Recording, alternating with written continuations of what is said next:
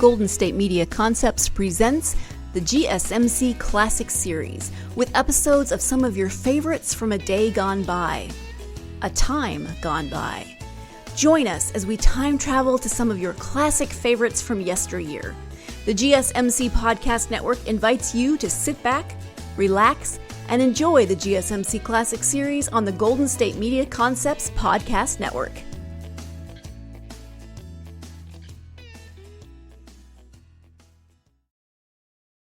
The Adventures of Michael Shayne, Private Detective.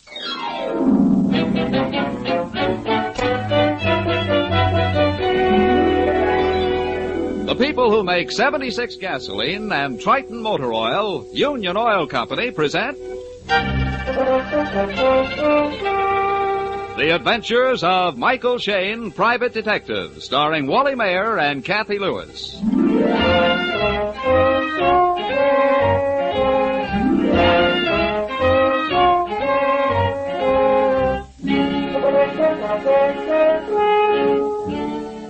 Even the busiest detectives can't always be detecting, and on this late Saturday afternoon, we find Mike Shayne and his pretty assistant, Phyllis Knight, driving through the timber country high up near the Nevada border.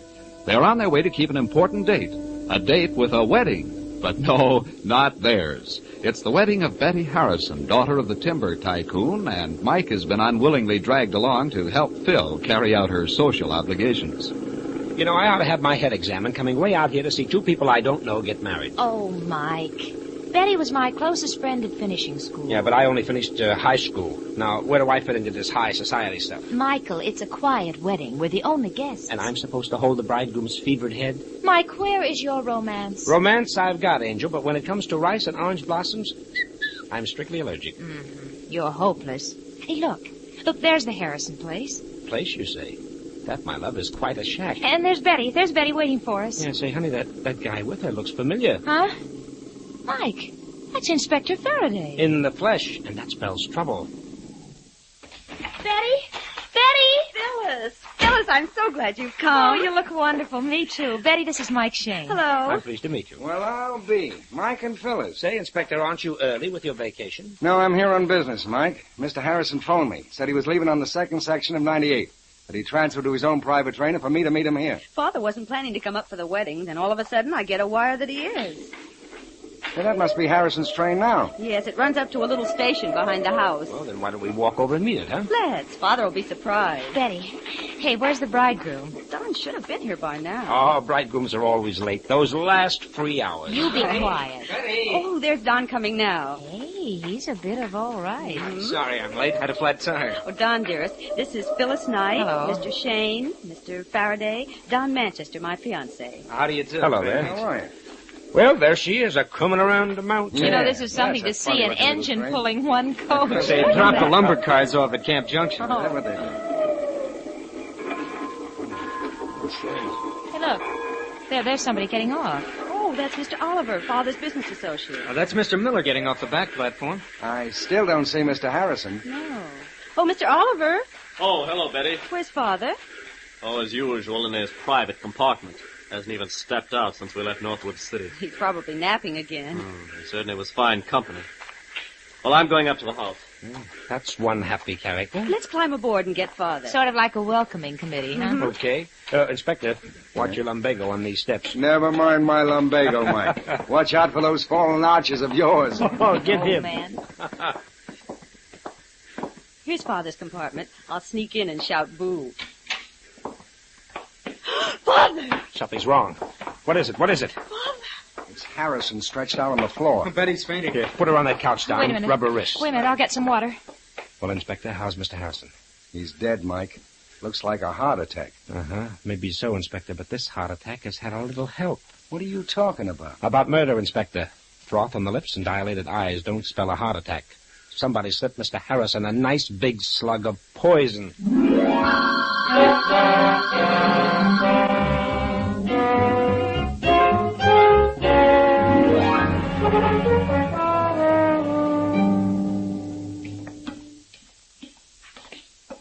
Oh, there you are, Mike. Get Betty up to the house all right? Yes, Inspector. Phil and Don are taking care of her. You still think Mr. Harrison was poisoned? I know so, Inspector. Look at his neck, stiff. and his jaws locked, eyes wide open and staring. Mm-hmm. I've got a little plan, Inspector. Would you like to try it? You know me, Mike. Well, look, no one knows we suspect murder, and whoever pulled this job figured on a local doc calling it a heart attack. So? Now, you take Harrison's body into Northwood City along with that thermos of coffee we found by him. While you're checking for poison, Uncle Shayne here will keep his big ears open here.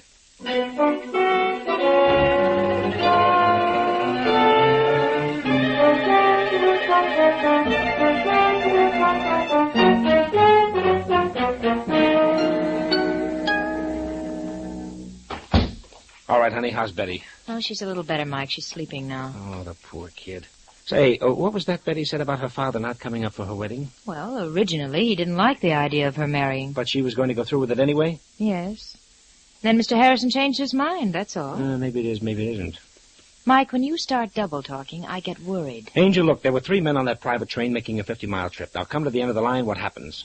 Well, I'm listening, Mike. Miller gets off the back platform and scoots. Oliver hops off the front and goes away mad. And we go aboard and find Mr. Harrison dead. That's it. This Mr. Harrison is the big boss, honey. You'd think those other 2 would wait for him, sociable-like. No, it's probably just a coincidence, Mike. And is it a coincidence that Faraday is here on business? All right, mastermind. So what do you make of it? Angel. A good detective works from facts, so let's go get some. Facts? Where? Where, Mike? Mr. Miller's room is at the end of this hallway. Let's stop in and say hello, huh? Oh, I hope you know what you're doing. Yeah, me too. Here's his room. I'll knock. There's no answer, Mike. So, being friendly people, we'll go in and wait. Well, you can't just barge into somebody's... Why not? The door's not locked. Come on. Mike, I don't like this. Well, now, don't you worry your pretty head. Wow, the remains of a fire in the fireplace. I always love to poke around ashes. Now, let's see. Those look like letters. Letters they were.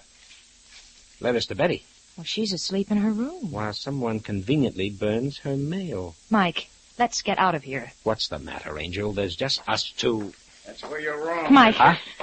Well, Mr. Miller. And with a nice shiny gun. We don't like snoopers around here. Get going. Just a mistake, Miller. Just a mistake. That kind of mistake isn't healthy. Get out while you're still lucky. Sure. By coincidence, we were just leaving. Come on, Angel. Right away. The gentleman doesn't like our type. And I'm afraid the feeling is very mutual.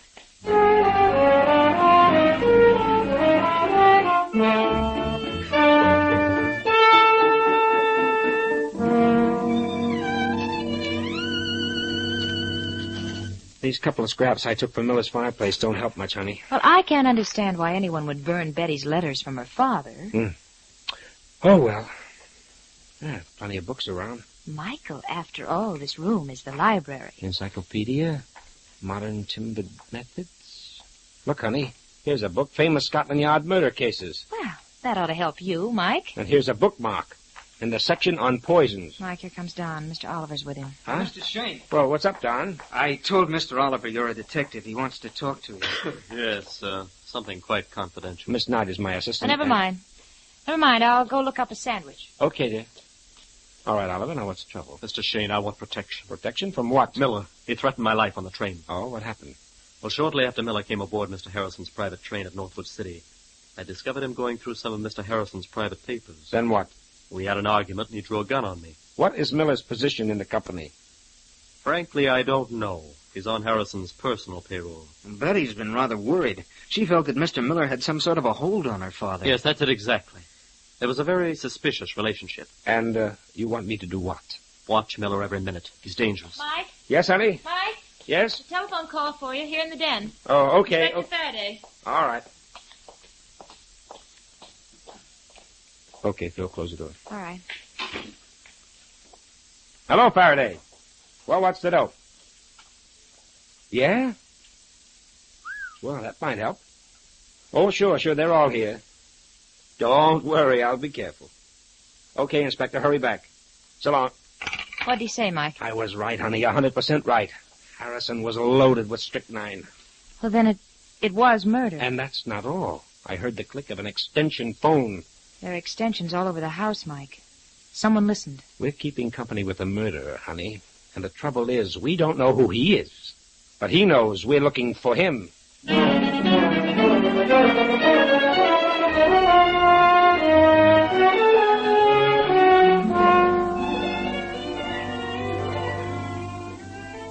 In just a moment, we'll rejoin Mike and Phyllis in their adventures.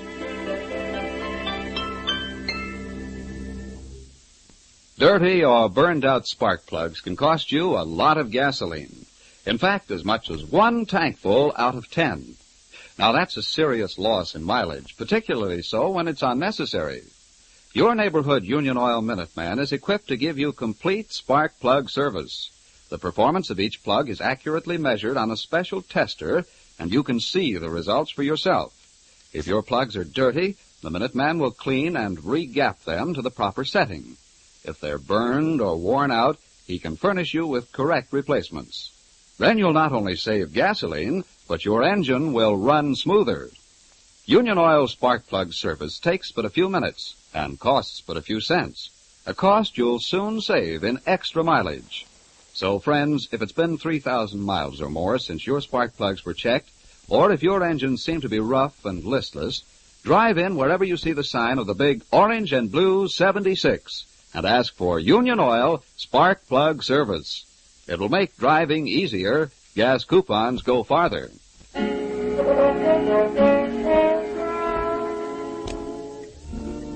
It is a few minutes later. Mike and Phil have learned that what started out as a happy wedding has turned into a grim case of murder by poison. We find them walking rapidly towards the station behind the Harrisons' house. The murdered man's private coach is still there on its siding, made almost invisible by the tall trees which turn the weak moonlight into gloomy shadows. Come on, honey. I'm hurrying as fast as I can. I want to see if that briefcase is still in the car. Inspector Faraday remembered that Harrison mentioned some important papers he was bringing up with him. Well, then whoever was listening on the extension, they know about it, too. Right, and I want first crack at that briefcase. Hey, maybe you do, Mike, but so does someone else. Yeah, a flashlight. In Harrison's private car. Maybe it's the murderer. Hang on, honey. We'll find out. Mike, there he is at the end of the car. Hey, honey, look out! Mike, did he hit you? No, a clean miss. Oh, he got away out the front. Could you see who it was? No, a flashlight in my eyes. Well, we'll catch up with him sooner or later. Oh. Let's go look over the compartment. Here it is, the briefcase. Oh, what a break for us. We frightened him away without the case. Sorry, honey, bad guess. The lock on the briefcase has been forced open. Oh. And whoever was here opened it and got what he wanted. Correct. Now, here's some papers. Business letters, checkbook, some kind of a report. Honey! What's the matter? This report. It's from the Atlas outfit. Atlas? Uh-huh. The detective agency in Los Angeles? Sure. Listen to this. On the basis of our completed investigation, you have sufficient grounds to instigate criminal action against Z. Z? Evidently, Harrison didn't want the name mentioned. Well, Mr. Harrison was certainly checking up on somebody. And getting ready for the kill. I'll bet that's why Inspector Faraday's here. Mike, this is the motive for the murder. All we have to do is find out if Miller or Oliver is the Z in that report, and we've got the murderer. Partly right, Angel, partly. But I'd say it was better this way. Find out which one of them is Z, and the other guy is the killer. Huh? I don't get it, Mike. Look, Angel, look. The murderer listened in on my telephone conversation with Faraday. Yeah. He heard the inspector tell me about this briefcase, and he knew it held evidence that could hang him. Well, of course. That's why he dashed down here. Right, Angel. He beat us to the briefcase, and yet this report is here for us to find. Oh. You see? Mm-hmm. He wanted us to find this report, and that means the killer isn't Mr. Z.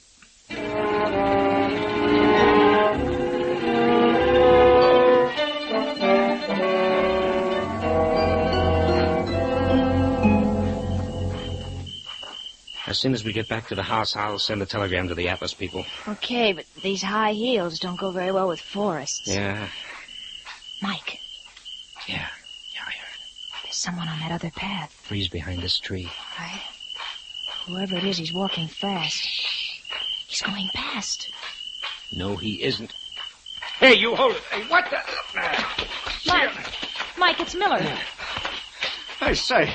What's the big idea of roughing me? I just want to ask you a few friendly questions, pal. Oh, now, look here. First, about a gun that took a couple of shots at us. Oh, you're off the beam. I'm not carrying a gun. No? Well, don't mind me. I'll just search. Oh, go ahead. Well, Mike? No gun. But you could have ditched it easy enough. Oh, Miss Knight, Mr. Shayne. It's Don. Well, what's the hurry, Don? I was out for a walk. Is something wrong? Plenty. I'm glad you're here. I don't understand. Yeah, Shayne. How about you doing some explaining? Okay. Mr. Harrison was murdered. What? Murdered? But why? Who? That's what we're finding out. Miller, you're on the spot, and it's plenty hot. Are you saying I killed Harrison? He was poisoned on that coach, and you and Oliver were the only ones aboard. Oh, that doesn't prove a thing. It proves there's a 50-50 chance that you're it. Listen, smart guy. Your mathematics aren't so good. There were 3 of us on that train. Sure. But only you and Oliver walked off. I don't mean Harrison. Somebody else got on that coach. Oh, now we have the ever-present mysterious third party. Oh, not so mysterious. He's standing right next to you. All right, Don. That means you. Well, as a matter of fact, Mr. Shayne, I did get on Mr. Harrison's train at Mill Junction. Well, Shayne, guess I can be running along while you turn the heat on him. Not so fast. I still think you know some of the answers. You know, maybe I do. And maybe I might just do a little talking. To the right party. And when it will do me the most good. You're sticking your chin out a mile. This is murder. Well, I'll be around, resting in my room. No, I don't trust him at all. Yeah? But you're still right in the middle of this, Don.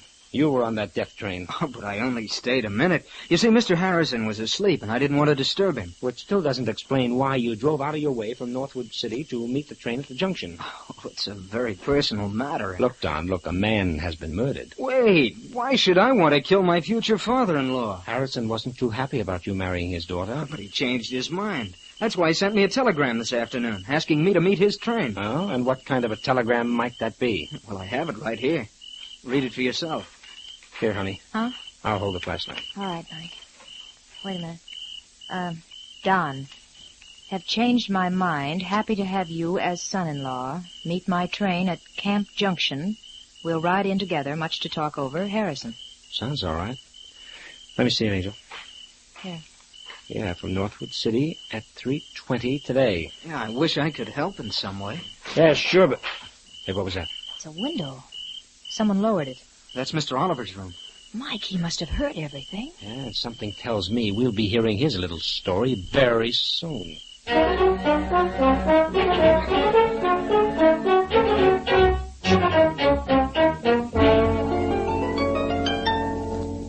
That's right. The telegram is to the Atlas Detective Agency, Los Angeles. This is it. Please advise immediately. Name of Z. Yes, Z, the last letter in the alphabet. Name of Z in report to Harrison. Right. Sign that Michael Shayne. That's right. Send it right out, please, and phone the reply here to me at Harrison's place. Thank you. Goodbye. Well, the answer to that telegram should mean a lot, Mike. Well, it'll help, darling, but there's some angles I don't get. Miller is a mysterious employee of Harriet Harrison's, all very hush-hush. Oliver's scared stiff of Miller, and Don goes walking around in the moonlight right after somebody takes a shot at us. Oh, you can't blame him for that, Mike. Here the night before his wedding and his future father-in-law is poisoned. Yeah, sure, but there's one thing we do know. There's a killer here. Well, there's a car outside. That must be Inspector Faraday, and in a big hurry. It's too bad you haven't the murderer all signed, sealed, and ready to deliver. Now, Angel, sarcasm doesn't become you. Well, Mike, Phil, how goes the home front? Oh, quite a few interesting details for you, Inspector. Whatever you're figuring, Mike, forget it. That means the inspector knows something. Plenty. While you two were taking it easy, I cracked this case wide open. Yeah? Well, give. Who's the murderer? Miller. Miller? Sure. I thought his face had a familiar profile, so I checked on him with headquarters. And found what? He's got a record a mile long. Mm-hmm. Well, I'll be willing to wager it's for blackmail. That's right. But how did you know? Inspector, are you forgetting? Mike is smart. All right. I hope Miller's still around. He said he'd be in his room. Good. Let's go pick him up. Okay, let's go. Well, Mr. Shayne, it looks like Faraday beat us to it this time. Oh, he's just a good man, honey. Yeah. Tell me, what's the line on Miller? Oh, the usual stuff. Hires out as a private investigator and then turns the information he picks up into blackmail. Wow, cute boy. That racket should put him in clover. Yeah, but this time, Mike, it'll put him right in the middle of the lethal chamber at San Quentin. Ooh. Here's Miller's room. Yeah, no need to knock, Mike. Just open it up. Okay, here goes. Miller, we want you... Say, what the... Well, there's your man, Inspector. You can take him in, but unfortunately, he's very dead.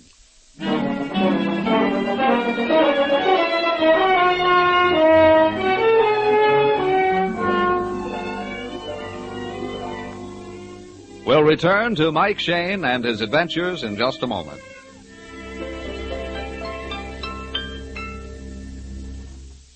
It's true that clean spark plugs make a difference in engine performance and gasoline mileage. But it's also true that even the finest spark plugs cannot fire properly if the ignition cables are defective. These cables are the small, fine wires which carry the electricity from the distributor to the spark plugs. They should be carefully inspected whenever your spark plugs are checked, because old or damaged ignition cables leak electricity, which means that only a thin, weak spark reaches the plugs. So to get new performance out of old engines, ask the Union Oil Minuteman to check both spark plugs and ignition cables. Then you'll be sure of more power and better mileage. Just drive in wherever you see the sign of the big orange and blue 76 and ask for Union Oil Ignition Service. Thank you.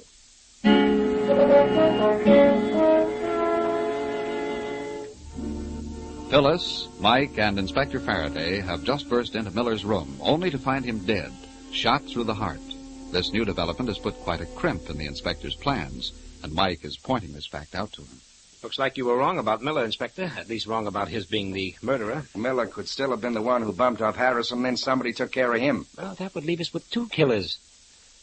Well, could be, but it doesn't stack up that way. Well, as far as I'm concerned, I'm going to take Oliver in and charge him with murder. Okay, so you charge him with murder. But how are you going to make it stick, Inspector? How about motive? What evidence do you have? Oh, 2 and 2 make 4, Mike. Harrison must have been poisoned on that private train, so it had to be Oliver. There's Miller lying there, absolutely eliminated. All fine and good, but it leads us to one other little item. Don was on that train, too. Don? Betty's fiancé? Mike, you saw the telegram Mr. Harrison sent him. Don couldn't have been the murderer. In this business, honey, we've got to figure every suspect guilty until we know they're innocent. Yeah, Mike's right. Oh, Phil, would you step into the other room and phone the coroner down at Northwood City? Yeah, sure, Inspector. I'll give him your compliment. You know, this business is beginning to make sense. The one who poisoned Harrison had to get rid of Miller because he knew too much. Miller said he might do some talking when the right time came. Well, Mike, for my money, Oliver fits into the picture. He's our man, and I'll get some evidence out of him. Oh, I'm sure he knows plenty, but... Yeah. Inspector, I tried to call the coroner, but the telephones are dead. Uh-oh, the wires have been cut. Well, that don't make much difference. Oh, yes, it will, Inspector. You see, I'm expecting a reply to a telegram I just sent. A very important telegram. About this case? Yes, sir, in connection with the detective agency's report to Mr. Harrison.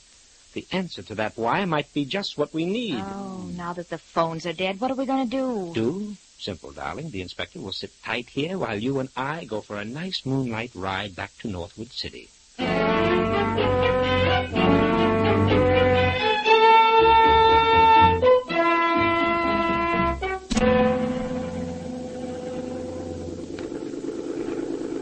There it is. There's the telegraph office just on the other side of the tracks. Okay, I'll park the bus here.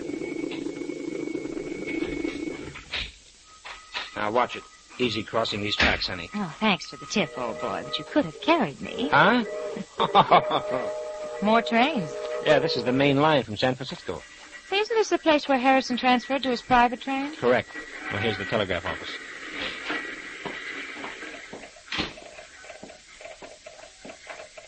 Hey, Mr. Folks, can I help you? Yes, I'm Mike Shayne. I'm expecting a wire from Los Angeles. Shayne. Let me see. Yeah, your telegram's coming in now. I'll have it for you in just a minute. Okay. Look, Mike. Hmm? There's another. The train just pulled in. Now, that's 8:20, miss. Only stops for a few minutes. 8:20. Well, it's late. It's 8:35 now. Nope, train's on time. That there's the second section of the 8:20. Oh, so many people traveling, huh? Yep, too many. That's why they run two sections. Like this afternoon, the second section of 98 came in at 3:40 with a whole passel of folks. Is that right? You know, honey, that's interesting. Very interesting. Yeah, of course it is, isn't it? What are you staring at me that way for? Well, here's the telegram, mister. Oh, swell. Oh, come on. Who was Mr. Z in that report? Well, this does it, honey. This does it. That Z is nobody else but Oliver. Oliver? Then Faraday's right. No, Angel. Faraday isn't right. Oliver wasn't Harrison's murderer. But come on back to Harrison's place for a little meeting of the minds with Inspector Faraday.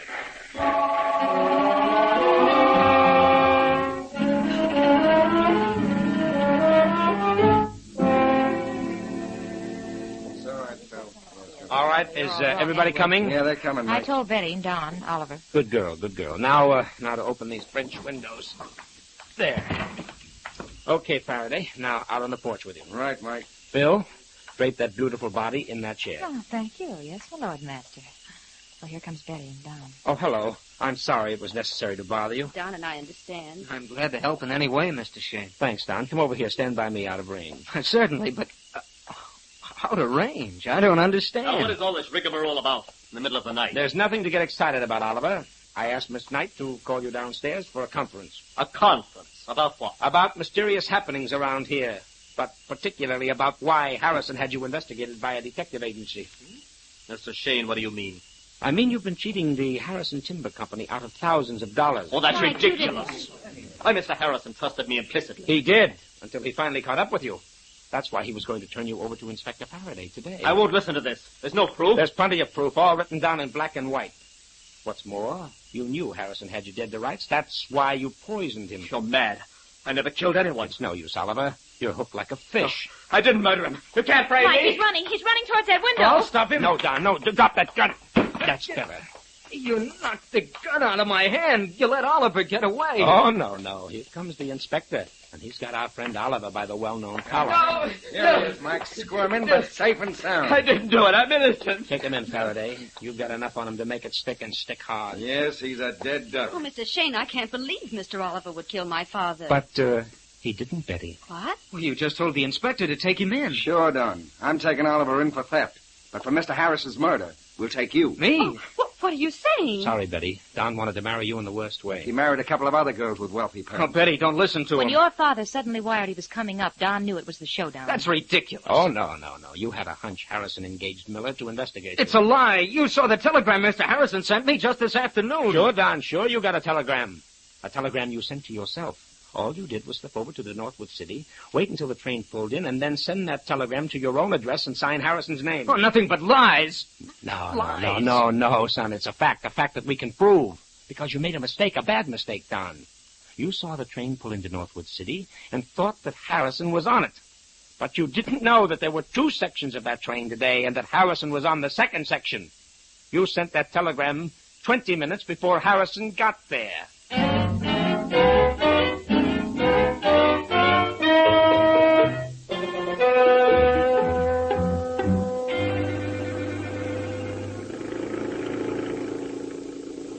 Mike, you know it's wonderful to be getting back home. Here by the Golden Gate. Oh, I like it. You know, honey, one of these days they're going to put up a statue for me. Right on Market Street. Well, I don't doubt it. I don't doubt it at all. You're such a genius. Well, maybe not a genius, but quick with the answers, huh? Speaking of answers, is a couple you still owe me? Oh, please, honey, no more Now, questions. remember, Mike, that statue to a genius? Okay, shoot me the question. When did you know for sure that Don was the murderer? When we found Miller shot, of course. Why then? Don't you remember, honey, when we caught up with Miller sneaking back to the house from Harrison's private train, he said he would talk to the right person when it would do him the most good? Yeah, I thought he meant Faraday. Oh, no. Our blackmailing friend was talking right through us to the only other party there, which meant Don. He was throwing out a hint for a payoff. Well, of course, I know, but how about... That's all, honey, please, that's all. Positively all. And hold on to your hat because I'm turning. Just a minute. This isn't the way to the office. You're turning into Golden Gate Park. Ha-ha! Is that bad?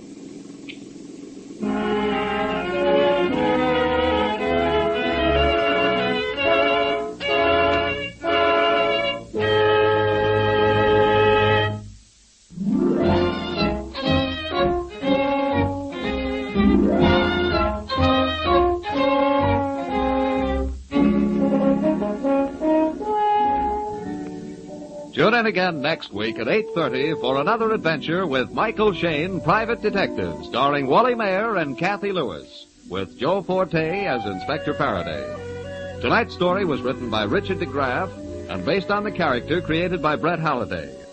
Music was composed and directed by Bernard Katz. This is John Lang saying goodnight for the people who make 76 gasoline and Triton Motor Oil, Union Oil Company. This is the Mutual Don Lee Broadcasting System.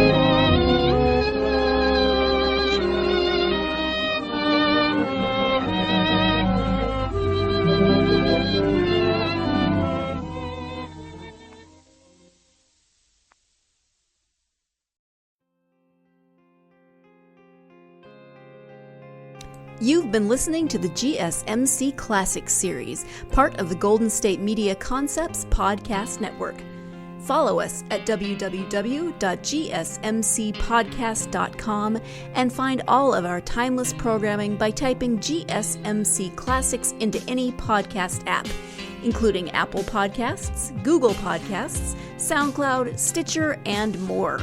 Remember to subscribe to the GSMC Classics series podcasts of your choice to stay up to date on new episodes. And if you could take a minute to give us a nice review, that really helps us to get this ageless programming out to others who would enjoy it just as much as you have. Check out all of our GSMC Classics series podcasts.